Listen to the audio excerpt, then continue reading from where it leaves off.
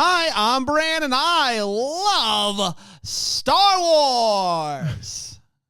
I'm still doing it. I'm Ryan. It's all we got today, let me tell you. I'm Ryan. I like Star Wars. I'm Dan, and I don't like sand. And this is the Deck the Hallmark Podcast. Deck the Hallmark, it's his podcast. Brandon and friends host this podcast. We hope you like this jolly podcast.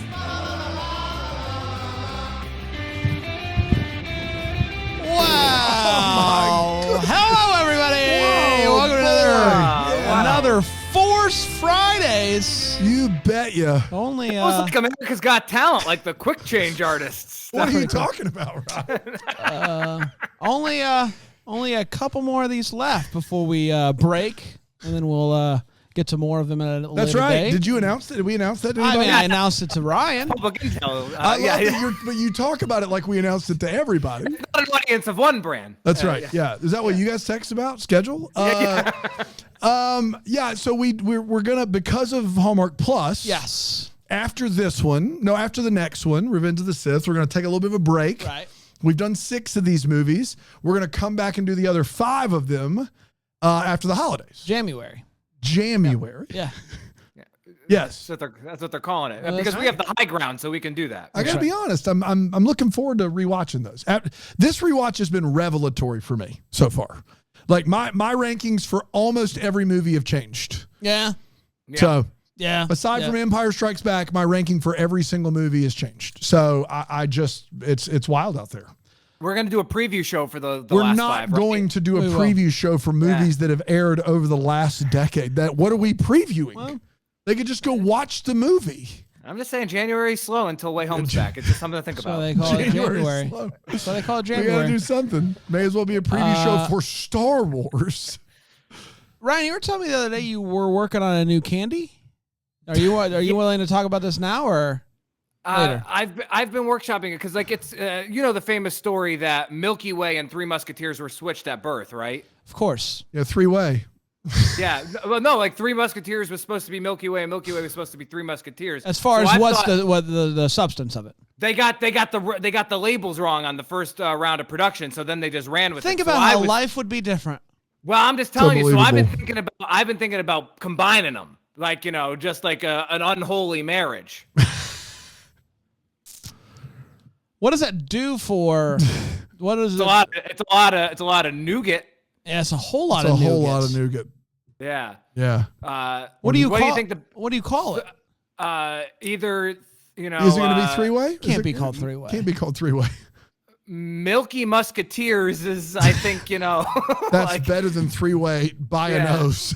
Or, I don't know. I don't know if it is. I told you this in confidence for the record. Yeah, the fact that you would bring it up like this is crazy. Do you want to talk to everybody about what's going on with you in cereal, or is that also in confidence?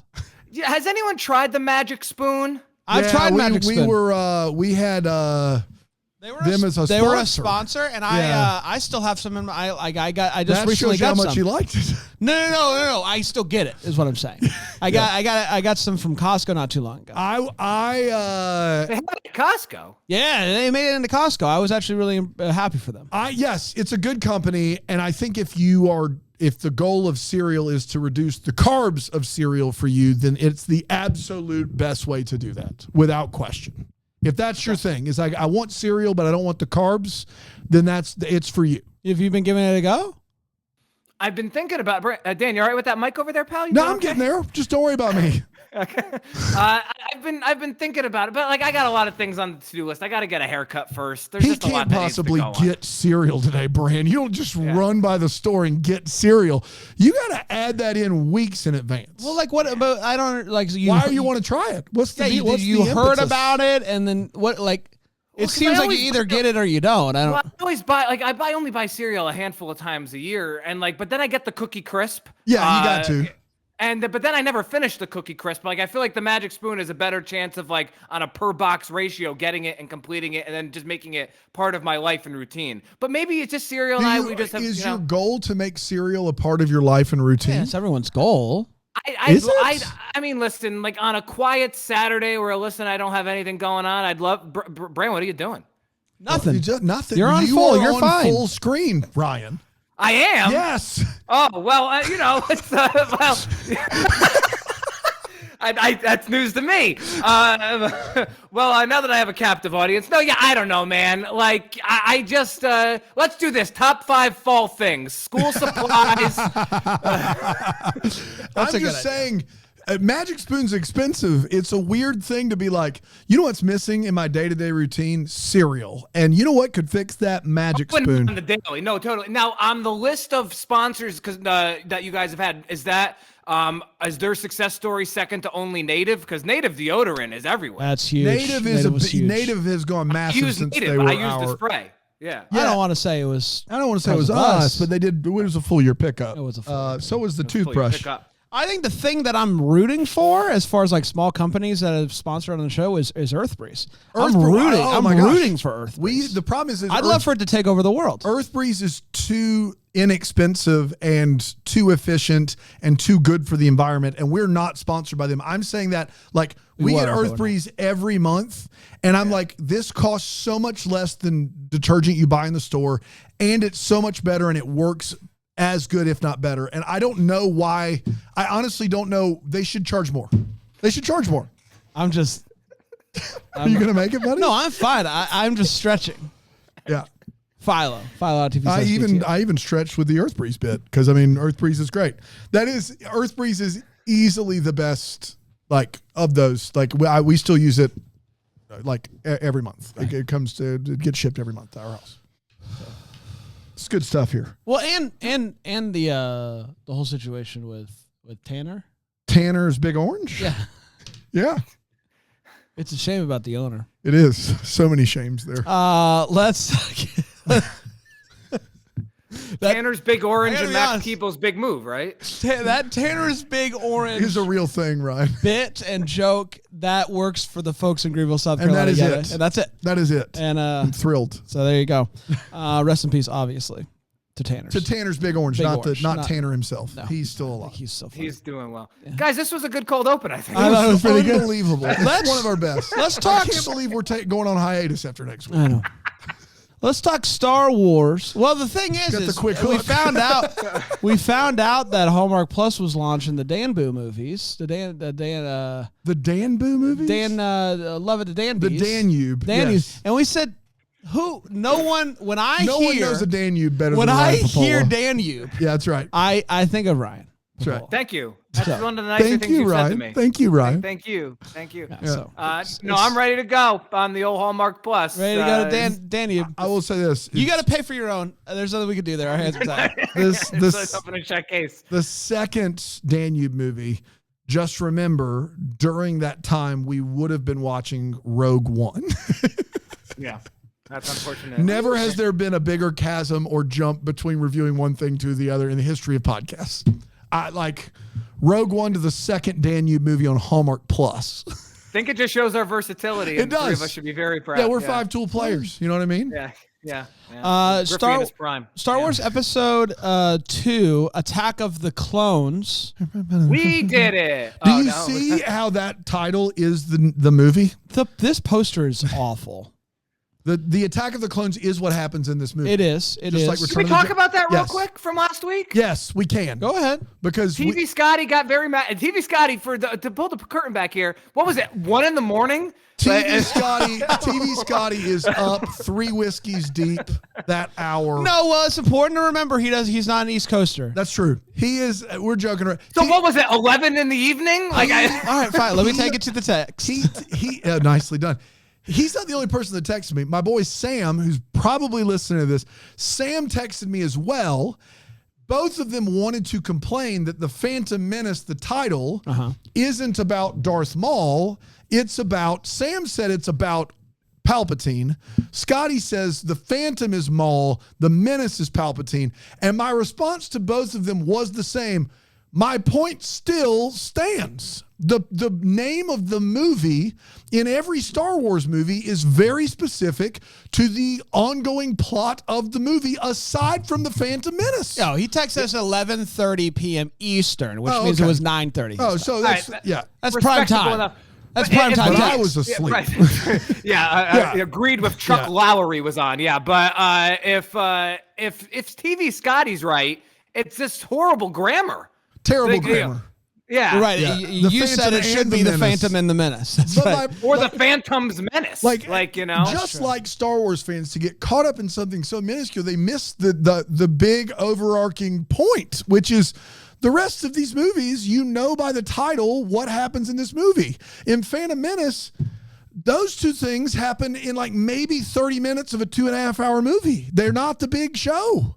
They're just not. What's your favorite Big Show movie? I think mine is Jingle All the Way. Yeah, I mean, it has to be Jingle All the Way. I mean, The Waterboy would be close second, right? That's close. That's a great point. I forgot about that.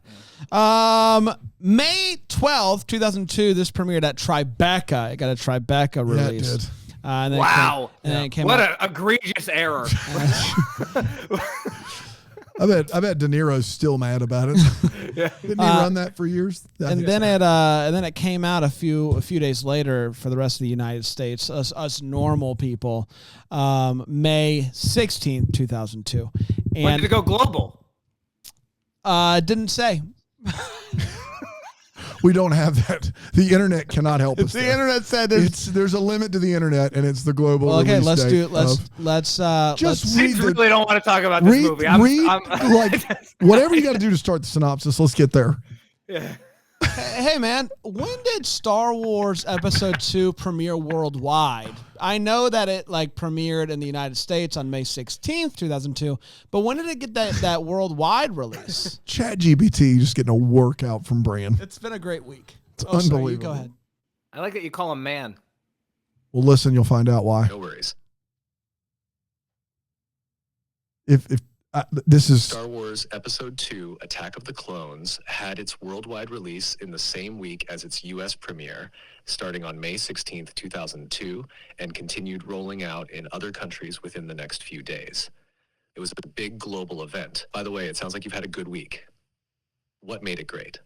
No thanks. It's so thoughtful. That's horrifying. Bran is going to be the first person to just start the Transformers movies. Her makes so much sense now that I've been talking. Bran never has to have proper grammar again because of ChatGPT. He's like, me. I'll give him my soul. I don't care. I got subject verb agreement. Fair trade. Listen, as somebody who for years has had to deal with this guy over here just suffocating me with correct grammar, it's nice to have somebody that doesn't judge me. Yeah. That understands me for me. That's beautiful. Not man. because. It was a blessed union of souls joke. And it went a little something like this. It was for me. 10 years after the Phantom and the Menace situation, the Republic faces trouble with Dooku. More like doo-doo, am I right, boys? Oh, that was my 8-year-old. Oh. Hey. He is a former Jedi who's now a dark side fanboy. Senator Padme Amidala arrives to vote against a new army, but her ship almost explodes thanks to a bomb. To keep her safe, she's guarded by Jedi Obi-Wan Kenobi and his now super hot apprentice, Anakin Skywalker, who's apparently aged 20 years, despite it only being 10 years later. Must have been the Force. Anakin is crushing hard on Padme, apparently always had, and I think that was clear in The Phantom and the Menace. But she still sees him as that cute little Annie from 10 years ago. After a second assassination attempt by a shape-shifting bounty hunter who is real gross, Obi-Wan is sent to track down this mystery assassin. And it's going to be Anakin's job to escort Padme to Naboo. And it doesn't take long for them to be crushing on each other. And they Kiss. That's not what the Jedi does, though. Jedi don't kiss. They run through fields together. They ride weird animals together. They laugh and they roll and they roll and they laugh. It's a love story, baby. Just say yes. Obi-Wan discovers that someone deleted some docs in the Jedi database. And listen. It happens. Where are the Jedi emails? Where are the emails? That's what I'm saying. They gotta go check the archives. They gotta check the archives. Right. You can't take those docs to your own shed. I can't. It's just there's nothing. Listen, the Jedi database. You'd think it'd be secure. You'd think it'd be secure. You can't let the Padawans around. So that's not good. So he is supposed to figure out what's up with that, and the search leads him to Camino, which is a rainy planet. It actually seems like I would really like it. It's really rainy and thundery and whatnot. Weatherman Brain would be getting a workout. And discovers that a secret clone army is being created under the name of a dead Jedi, and I'm not going to try to say that name. Jango Fett is the clone template, and Obi-Wan tags along goes on his ship to Geonosis. Sure, nailed it. That's what the internet said it was. Anakin, who's fresh did you off. watch the movie or I no? did. Okay. I did. Right. I just whenever they say names and stuff, I'm like, let me GPT. Let me look that up later. Help me say things and write things. Anakin, chat. They didn't Can have you anything. take my trash out? Boy, I'm gonna lay in bed, Chat GPT. You do all the things. Isn't that the dream? Anakin, who is fresh off of an all-night My Chemical Romance listening session, lays it all on the line in the most emo way possible and tells Padme how he feels. And she's like, we can't do this. And he's like, we can keep it a secret. And she's like, I wouldn't be able to live like that. Would you be able to live like that? And he's like, no, I wouldn't. So they're having a tough time over there. To make matters worse, Anakin has been troubled by dreams that he's had of his mom in agony. So he heads to Tatooine. You got it. When Anakin finds her, she's been kidnapped, and she ends up dying pretty quickly. But good thing he got there in time, I guess, to say goodbye. Anyway, he's so mad. He slaughters the entire camp in rage. Again, not very Jedi of him. There's a few things about this guy is not lining up the Jedi way. I don't know what to say. On Genesis chapter 1, Obi-Wan finds Dooku and the Trade Foundation that they are planning a droid army, and learns that Dooku has ordered to kill Padme. Obi-Wan is captured, but sends a signal, hey, I'm captured. Anakin, fully in his emo era, is really mad and is mad that he's mad because you're not supposed to be mad. So that's the whole thing. I'm mad, but I'm mad that I'm mad. Padme insists that she's going to go rescue Obi-Wan, so he has to tag along because he's supposed to make sure that she's safe. Things go bad quickly, and they're captured and they're brought out to be chained in this arena. Just before they're wheeled out, Padme tells him that she loves him, and they kiss some more. Will they? Won't they? I don't know. Just as they're about to face alien beast to their death, Padme is able to break out of her chains super easily. She must be the one with the Force.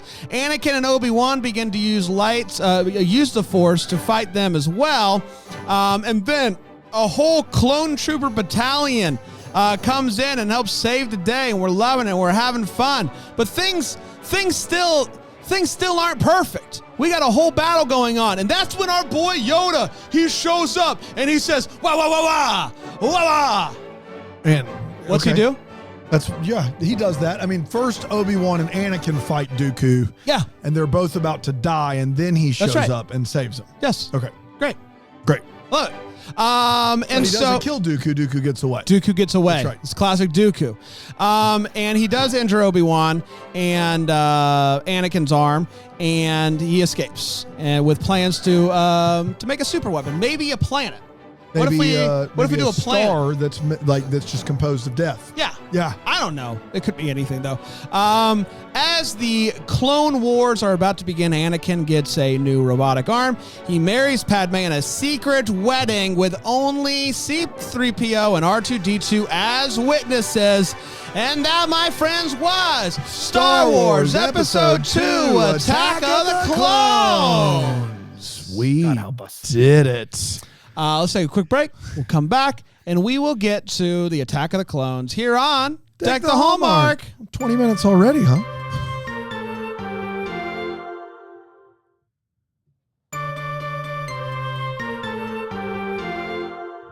Yeah. Let's talk about it. Let's do it. Let's talk about it. Let's talk about it. It is the clones attacking. Let's get to the hot takes where we share exactly how we felt about this movie. We do not hold back, and I will start with Ryan. Ryan, what'd you think of Star Wars Episode 2, Attack of the Clones? You guys know you do the Monday show with Alonzo, right? Yeah. You often review Christmas films, and sometimes, like this week, you did Arthur Christmas, but sometimes they're like from Up or streamers or channels. Oh, I know. We've never even heard of, right? Yep. And often, like the Up or more obscure channels or streamers, those Christmas movies are like unfathomably bad, like just like beyond bad. Star Wars Attack of the Clones is that, but for space. I mean, like this. I saw this movie. I saw this movie in theaters with my mom. It's a fond memory. I had not seen it since, so I remembered very, very little about it. This movie is god awful. This is worse than the worst episode of Ride. I'm still relatively new to things here. The worst episode of Ride is 10 times better. Like this movie You sucks. have lost your mind. This worst episode. Time out. Say that again. You can remember what you're saying, right? Now, I am not. Look, nobody up here is going to rave about. He might. I doubt it. Nobody up here is going to rave about episode 2. Imagine both of the same length. Before you say that, imagine both are 2 hours and 20 minutes long.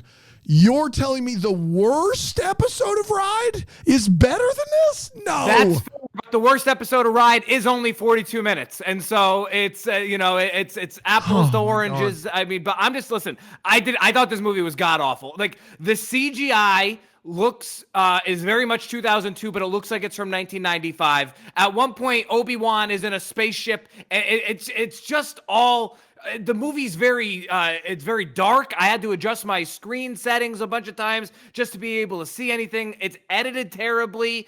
I wanted to believe for like 10 minutes or so in the early goings that maybe it wasn't going to be as bad as everyone said. And then Annie just starts saber dueling a cockroach. Like it's plot point wise, the whole crux of this thing is we need to believe that Obi-Wan and Anakin have a good relationship, and they dislike each other from the start of this film. They are not friends even a little bit. Anakin hates Obi-Wan in this film.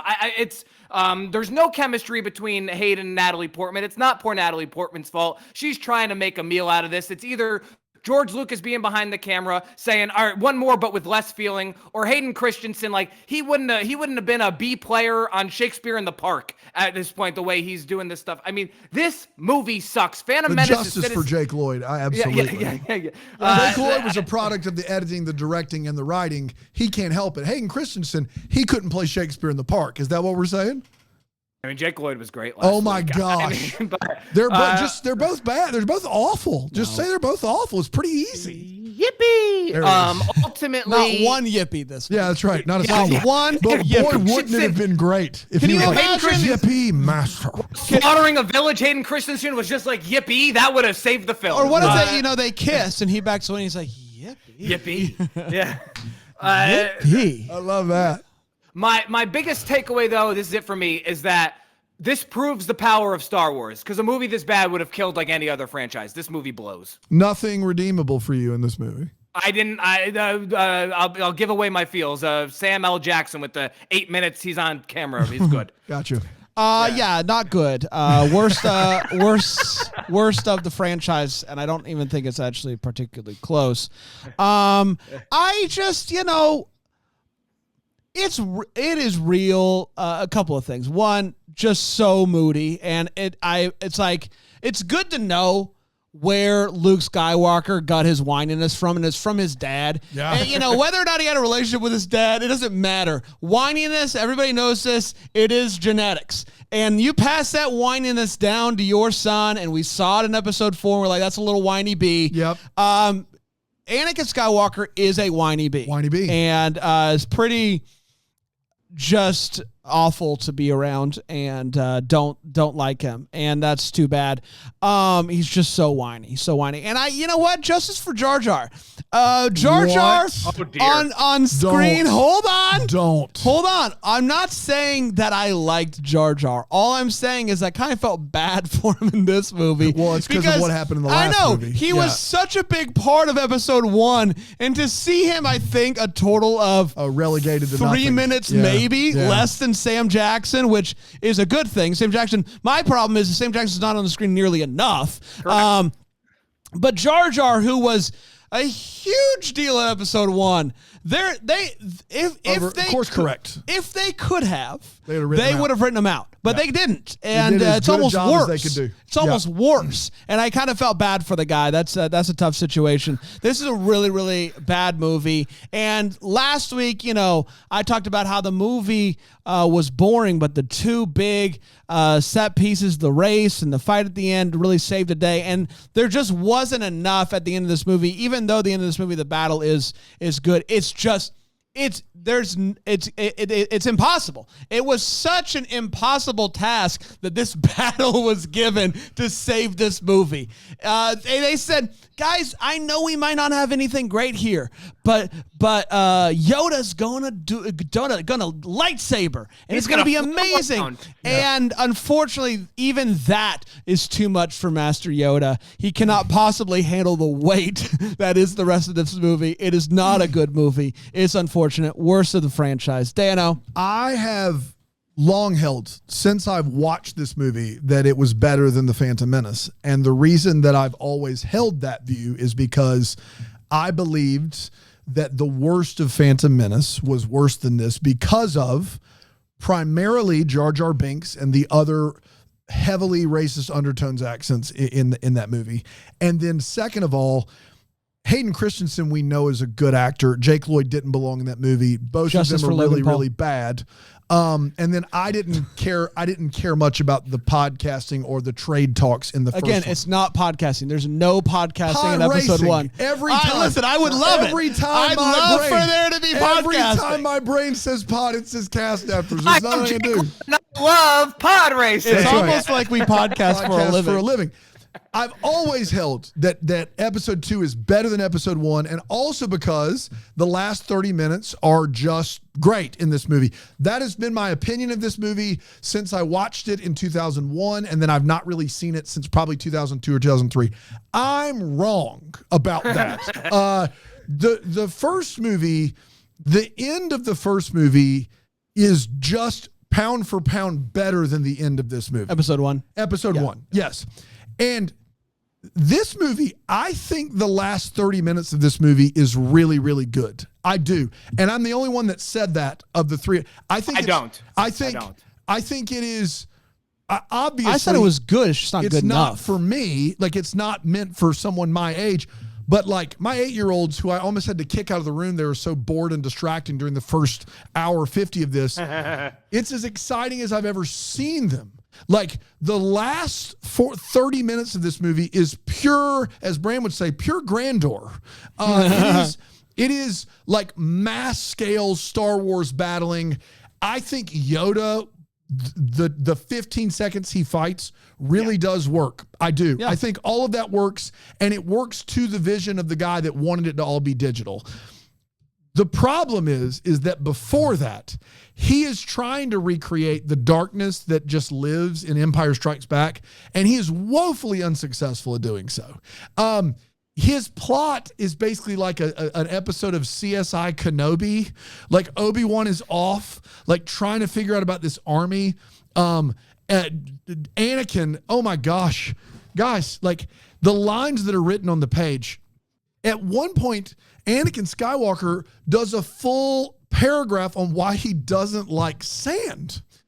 Like something that if we were on the beach, we'd be like, gosh, sand's the worst. It just gets everywhere. That's fine if we're on the ocean. You know what I don't need from Anakin Skywalker is his tight 5 on sand. I don't need that. I don't need that. That has to be something that is a deleted scene.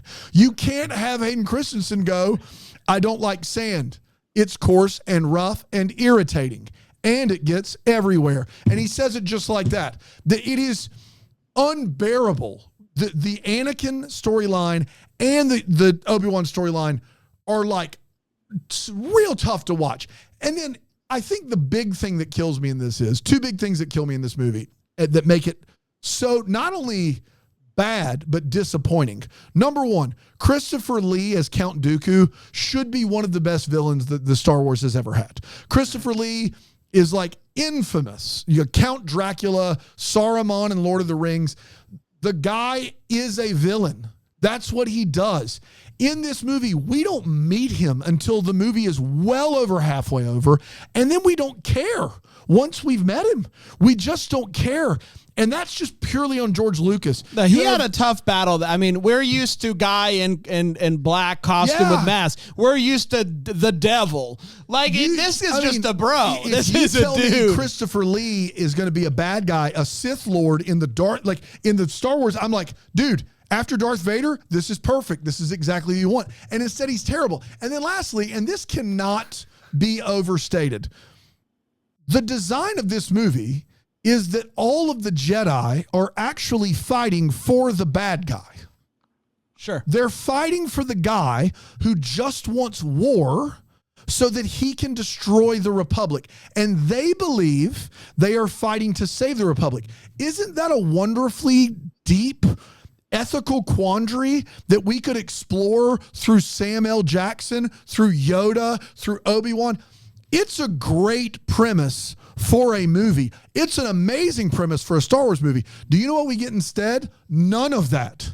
None of that. And instead, it's just like, thank God the clones are here that Darth Sidious ordered for us to fight with. Yeah, there's like one line where Yoda's like, I got a bad feeling about this. And then that's it. Like, hey, man, this might not be great, but that's it. It is so frustrating to watch a movie that on its surface, if you tell me who the bad guy is and the premise of the movie, I'm like, this can't help but be good. And instead, what we're left with is an hour, 40 minutes of just watching paint dry. It's as bad as acting, script writing, and movie making gets. And then the last 30 minutes absolutely works for me, but it doesn't matter because the movie is, like you said, Brand, so far under the weight of its expectations. It has no prayer. It has no prayer to recover. It's the worst. It's worse than Phantom Menace. The end of Phantom Menace is really, really good, man. The end, Duel of the Fates, Darth Maul versus those two dudes. The end of that movie slaps. This movie is the end's great, but it doesn't matter. It should have been Darth Maul. It should have been Darth Maul in this movie. Yes, but also I can't believe that you guys still have Phantom ahead of New Hope. You bet I do. You sticking with that? Yes. Oh, that's crazy. You betcha. Yeah. We can officially say this movie's worse than New Hope. Yes. Like, this movie's, oh my God. It's not even not in the same sentence. Yeah. Let's get to all the feels. So we're talking about when this movie gave us feels. Rye Guy. Yeah, honestly, I remembered the final battle as, like, I remember it from the theater, and I loved it as a kid. Maybe I was just so down on the film by the time we got there. I'll give it another chance at some point in my life, maybe, and maybe I'll see what you guys saw. But I didn't like it on this watch, but I did, like I said, love Sam L. and his cool purple lightsaber, and that's literally it. Yeah. I even thought Sam L's dialogue was stilted, though. I want to be very clear. Like, yeah, he's just overcome, much like Natalie Portman's trying to do. He's just trying to overcome the sacred text. But it doesn't make it that much. Succeeding. Like, it doesn't make it that much better. I mean, barely, if any. My feels is, I like Padme's BA in this movie. Like, she's just able to do stuff. She doesn't need Anakin to keep watch. Like, she's got it well handled. She gets out of the chains quicker than the guys with the Force. Well, I think there's some I don't know this, but there's some backstory that she might be Force sensitive or something. Okay, that's great. I would love that. Also, this does continue a tradition. I'm glad you brought it up, which is maybe the best thing about this movie, of George Lucas way ahead of his time writing really powerful, strong, independent women. Yeah. Because time and time again, she just looks at Anakin. She's like, Like, no, I got it. She's awesome. And you get a little of it in episode 1, but she's like, playing, she's trying to, like, she's playing a character. So it's like hard to know. Like, she's awesome in this movie. She's BA. And unfortunately, she's surrounded by whiny B Anakin Skywalker. And that's unfortunate. Yeah. But she's great. Yeah. I have 2. One of mine is and they're both hysterical feels. They're not actual feels. I want to be very clear. Hayden Christensen utters the phrase "milady" in this movie. And when he said it, I did a spit take because I forgot. And I was like, how did this make the cut? And no sooner did I say that out loud that he says it again. He goes back to the milady well a second time. And I don't know what kind of cocaine George Lucas was snorting when he's like, you know what? Knights of the Round Table, B. My lady. Let's throw it in there. Yeah. Woo! That's good movie making. I couldn't believe it. The 2 miladies in this movie are 2 more than we ever need from Anakin Skywalker. And then this is a really famous story. Do you know who was offered this role before Hayden Christensen but turned it down? Do you know? No. Do you know, Ryan? I do not know. Leonardo DiCaprio. Oh. Leonardo DiCaprio in 1999 was offered. He can be a whiny bee too. Was offered this role. And I got to be honest, I was trying to figure out if this movie would have been any better if he was in it. Yeah, it's a good. I think it would have had to have been, right? I don't know. You put DiCaprio and Portman together, those are like 2 of the best we have. Yeah, but DiCaprio, this is like pre-The Beach DiCaprio. This isn't like DiCaprio like Gangs of New York. DiCaprio, this is like when like people still were down on it. Like this is after Titanic, but people still made fun of this guy. Like this isn't the venerable Scorsese DiCaprio. This is like teen heartthrob, but can he really act DiCaprio? That's who this is. Could have killed his career, actually. Yeah. Material, so bad. And the reason he turned it down is because he said he wasn't ready to take that kind of leap yet in his career. Whoa. Pretty smart. Pretty smart. How many people are turning down Star Wars? That guy did. There you go. He was going through growing pains, you know? Yeah. Nailed it. There he is. Let's take a quick break. We'll come back with the Way What and the Star or Wars, and of course, Star of the Week here on Tag the Hallmark.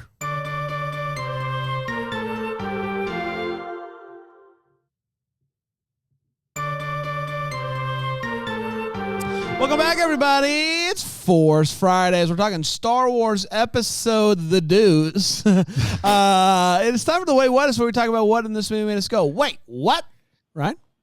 They have Jar Jar be all pumped to see Obi-Wan and Annie in Jar Jar's first scene, and like Obi-Wan like acknowledges them like a little bit. And I don't know if it was like Hayden just thought the take was like bad or something, but Annie, Hayden Christensen, is does laughing. not acknowledge Jar Jar Binks at all. And I couldn't tell if it was what I just said or if George Lucas was like, I heard you, and this is just a subtle thing to let you know, not only is this guy going to be off screen in 90 seconds, you're not going to see him to the end of the movie, but we're literally going to ignore him.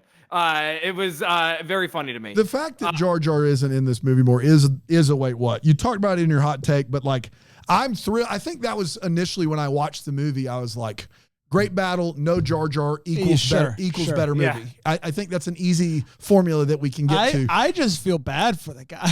Like that's tough. That's tough. He's tough. The worst. He literally is what I consider to be the worst character in cinematic history. Like from a standpoint of in these fantasy movies. Oh, I know. I'm talking about the actor. Oh, I feel bad for that guy. This guy gets a movie and he's like, this is going to be the stuff. He does this thing and I'm sure he was proud of it. It gets crapped on. Second movie, you're brought back and you're in and out in a day. Yeah. Like, that's tough. Yeah. He also was probably promised that up as like, or he thought like, oh, I'm going to be C-3PO. Yeah. These next 3 movies. movies. He's going to be the comedic 100% sidekick. Yeah. That's tough. So yeah, I get what you're saying, Brand. I know Annie's mom told him not to look back in the scene in episode 1 where she's like, don't look back, Annie. Yeah, that's good. That's good stuff. Yeah. Do it one more time.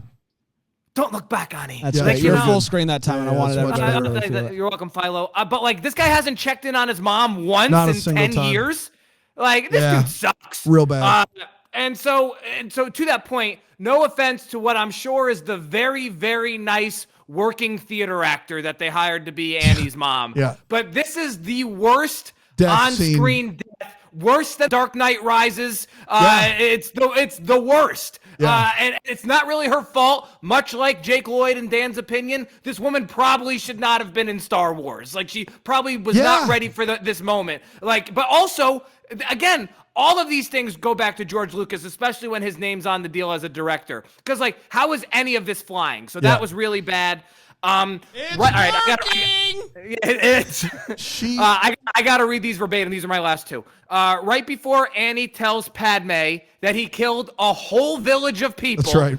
Padme, knowing full well that he just found his mother dead, saw him carry her body into Tatooine. She asks, Annie, why are you so upset? But then, following up that, after Annie reveals that he's actually upset because he's just murdered a whole village of people, including women and children, Padme, the great incomparable Natalie Portman, has to utter these words. Well, to be angry is to be human. This movie sucks. Bran, I'll kick it to you. Oh, man. And by the way, she still chooses to embark upon a life with him and then be very surprised next week that he's a guy. Oh, boy. Oh, boy. Oh, what guy? He's getting fired up, folks. Yeah, he is. He's getting. That was the first time in 2.5 Hey, years. That's not welcome bad. to the crowd, man. That's it for me, Bran. Sorry, Luna. Sorry. I got a couple. Thank you, One, Thank you, Dan. her being force sensitive is really helpful to me. There's just so much about her that is like, what's her deal? Such as when he's trying to like be all cool and smooth at the dinner table and is like getting the force and stuff. And then he cuts this thing in half and he like sends it back to her, and her with her fork is just like barely try, like she's not even trying. Yeah. I would have been like, give it to me, and she's just like, easy peasy. What was that about? And no one reacted. Everybody around. I don't think it was anybody around, but people should have been around to be like, oh, like in the old like and one videos or something, like freaking out. Yeah. She just caught. Yeah. She just caught a flying fruit on her fork, and no one cares. No one talked about it. Yeah, I didn't think it was that big of a deal. It was awesome. Go ahead. She could have just let it fall back on her plate, and she said, "I want to play." That was pretty neat. I thought he was going to try to feed her, and it was going to be rough. Anakin's really bad at sensing stuff. For a guy who has the Force, stuff happens a lot in this movie that made me go, I felt like he should have sensed it coming. This is kind of like one of mine, but I need to cut you off at the pass to say they go out of their way to say the Force is clouded right now and it doesn't work, because Yoda says it like 3 times in this movie. The reason we can't do it, the Force is cloudy right now. He says it 3 times. So they cover their bases on that. Yeah, fair enough. So I will say that. But my thing with that was the Force and common sense are different. Yeah. Like the Force being clouded, like, are you just stupid without the Force? Like Amidala comes up at one point and she's like, I think Dooku's behind this. And Yoda's like, the Jedis are all like, stop it. Dooku's one of us. You don't know what you're talking about. Like Amidala's just like, Padme's just like, hey, I've just put 2 and 2 together. The guy who used to play Dracula in the 50s is probably the bad guy. And all the Jedis are like, no. The Force would tell us it's like that's the thing to me is that like the Force isn't working fair, but the common sense should still be locked and loaded, you would think. Yeah. So, And then my only other one is Sam Jackson, because in my recollection, huge part of this franchise. No. And he just kind of there. No, he just wanted to be in it. His part was small from the get-go. I just remember him. I'm like, this is gonna be a big deal. I don't remember Dooku. I remember Sam Jackson, and it's just like he's just not enough. It's not enough Sam Jackson. Yeah, Sam Jackson. Sam Jackson. It's Sam Jackson. Sam Jackson, Dan. The Sam Jackson. Dano? Yeah, I don't have many more that haven't been said because you guys, the death is the biggest one of this movie. That death scene is one of one. It is an all-timer, and you need to check it out just to say that you've seen it. It's that good, bad, whatever you want to say. There are several line deliveries in this movie where they say the thing that is obvious to anyone with 2 eyes, 2 ears, like anybody that can see and hear it. They like the assassin gets shot with a dart and she dies. And Ewan McGregor, Obi-Wan Kenobi, pulls the dart out of her neck, smells it, and goes, poison dart. Yeah. I think we're all tracking there. We were all on the same page. But I appreciate you enlightening us to the thing that we already all knew. Well, you got to sniff it. You got to sniff it first. Hayden Christensen has a tough time saying R2, not R2D2. Just go back and watch him say R2. It's a treasure. It really is fun for him to try that. I'm pretty sure that Padme is from planet Earth. They go to this castle that is like, they go to somewhere where there's a gondola in Italy. They go to a castle, and then she's like, I used to come here for school trips and beach vacations. And my first crush was at the legislative youth program. You're in America. You're from here. You're not from out there. You're not from a galaxy far, far away. You're from a here, right here. That's where you're from. At the First Baptist Church, I did VBS during the summer. Yeah. During Awanas, we learned to make crowns. Like, what is she talking about? Free Slurpees at 7-Eleven every other Friday. Yeah. I used to buy the Girl Scout cookies down there in front of the Publix. This is the boat I sailed on in the 4th of July parade on the water. Like, this is the stuff she's saying in this movie isn't alien at all. It's very much from Ohio. It's right. It's like she's in the Rust Belt. Amatalis from the Rust Belt is where she's from. That actually would have been awesome. It would have been amazing. Would have been absolutely amazing. You imagine her walking in and just going, "Oh wait." Yeah. Like if you throw one of those in, it's like, all right, George, that's weird. But as soon as you add school trips, beach vacations, the legislative youth program all together in one scene, you're like, have you run out of alien ideas? You've just spun the wheels so many times that there's no more glip, glip, glop, glops out there. It's like, let's just do the thing that they do here in the States and we'll call it a day. Yeah. We'll call it a day is what we'll do. Last but not least, Anakin Skywalker's lightsaber gets cut in half. Not the saber, the handle of it. That's a piece of machinery. It gets sliced in half.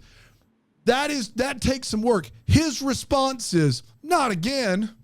Yeah. When did this look? We've seen 5 of these movies. A lightsaber has never been cut in half.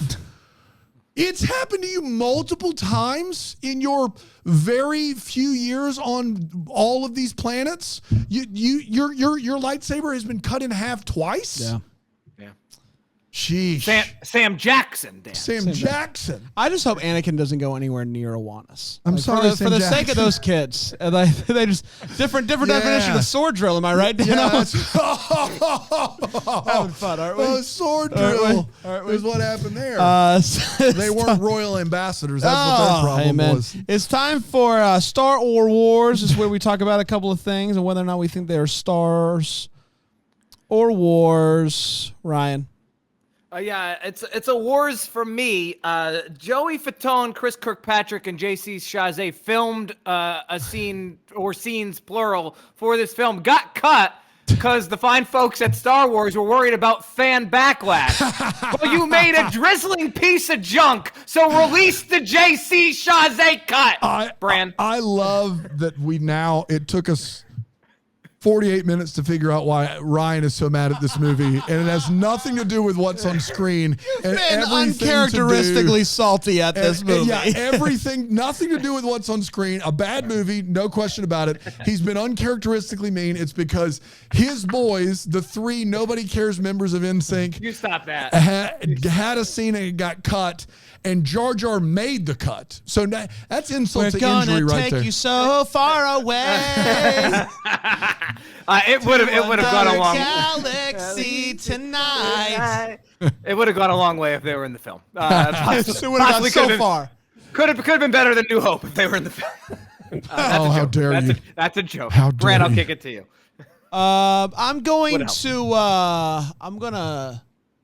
Yoda's the star. Yoda's the star. A lot of people said. At the time, everybody's like, Yoda's a gimmick, is stupid. A lot of people said he's washed up. A lot of people said he can't do it. He went out there, and when he was needed, when his number was called, he went out there. He balled out. And then he grabbed his cane and he kept walking. That's right. And I always say this: you got to give credit where credit's due. You got to give the man his flowers. Yeah, we've talked about how he's ridiculous. He lives in a swamp. Like, just let the man die in peace. We've done all this, but in this movie, listen. Great job, Yoda. And also, you think that scene doesn't work? My kids, who were borderline like bored to tears throughout this movie, when Yoda starts doing his thing, literal screams. They were. It's roof. it's the Baby Yoda effect on this generation. They like whether or not they see Mandalorian or not. Yeah. Baby Yoda was a thing, and all the kids loved Baby Yoda, and now they see Big Yoda. See Big Yoda. Big boy Yoda. I love it when you call me Big Yoda. Yeah. That's exactly right. Also, you couldn't have done that with a puppet, so that's one small point for CGI. He's not a Jedi. He just crushes a lot. That's his thing. I think we can all agree that by and large, the CGI don't need it. Give me the practical stuff all day long. But Yoda crushed it. Yeah. Speaking, my Star Wars is I'm warring with myself over whether or not to show my children the next movie in the series. I'll take any and all comments on that. It's PG-13. He murders a bunch of kids. It's really dark. I'm leaning towards not showing it to them. They are like right now, I told them you're probably not going to get to watch it, and they can't believe that they might not get to watch it. That's where I am right now, but I'm open to being swayed either way. So the last 30 minutes of this won them. I'm surprised they want to watch it if they were as bored to tears as I was. The last 30 minutes they freaking loved of this movie, and they asked to watch the trailer for the third one, and I told them I'd let them see the trailer knowing full well they probably don't get to watch the movie. And so this is the equivalent of us saying we're doing all the Star Wars and then saying we're just doing 1 through 6 because of the Dune Bay movies.